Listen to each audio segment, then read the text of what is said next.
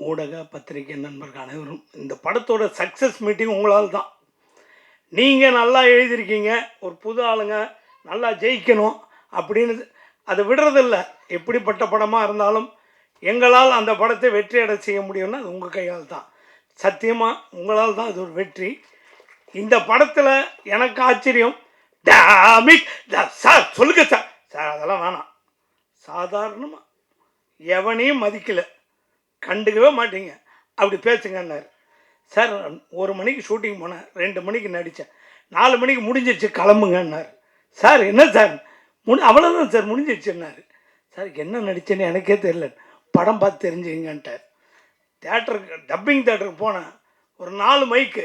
Sir என்ன sir எதில் பேச, நீங்கள் பேசுங்க அது கேட்ச் பண்ணிக்கன்னார்.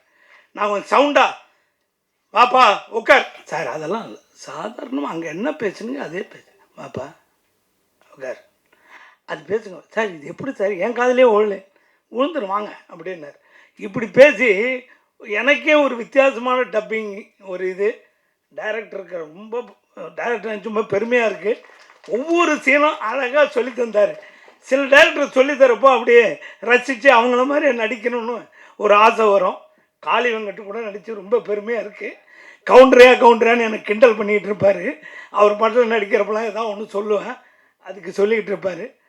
ஒளிப்பதிவாளர், எடிட்டர், இதில் நடித்த அத்தனை நடிகர்களுக்கும் எங்களுக்கு ஃபுல் சப்போர்ட் கொடுத்த சத்யராஜ் சாருக்கும் எல்லாருக்கும் எங்களுக்கு ஆதரவு கொடுத்த பத்திரிகை நண்பர் அனைவருக்கும் ரொம்ப நன்றி.